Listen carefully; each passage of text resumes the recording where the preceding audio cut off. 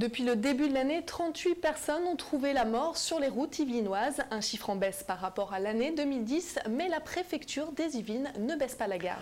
Pour cela, elle a organisé le week-end dernier plusieurs opérations coup de poing. Objectif, montrer aux automobilistes qu'ils sont bien présents sur le bord de la route. Reportage à Louvciennes de Nadjet Benraba et de Florence Deschlottes.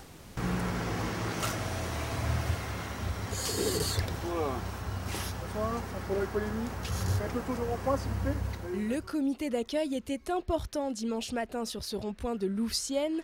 Entre 4 et 6 heures, de nombreux policiers attendaient les automobilistes à 500 mètres d'une boîte de nuit.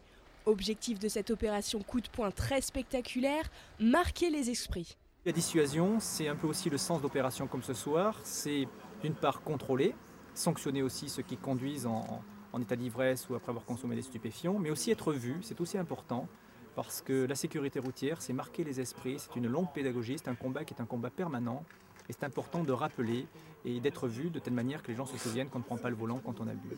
Et c'est bien sûr l'alcoolémie responsable d'un accident mortel sur 3 qui était au cœur des recherches. Dans la majorité des cas, les conducteurs comme Caroline étaient en règle. Négatif, 0,00. Mais j'ai fait attention, donc voilà, c'est pour ça que j'ai eu 0 cas. Mais d'autres automobilistes n'ont pas eu cette attention. Exemple, Bruno et son ami pris pour conduite en état d'ébriété. Ah. Vous avez consommé un petit peu au-dessus de la limite, donc on va aller vérifier. Oui, c'est normal, là. C'est pour la sécurité. Là.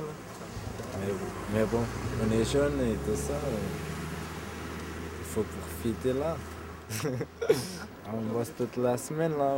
Le week-end, on va profiter là.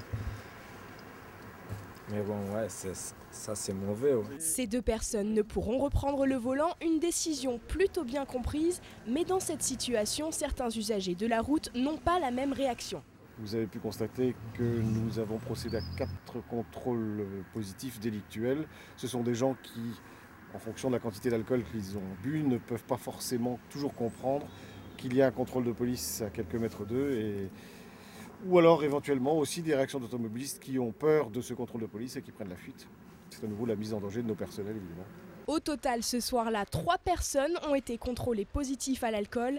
Ils s'ajoutent aux plus de 3300 automobilistes surpris en état d'ébriété au volant depuis le début de l'année.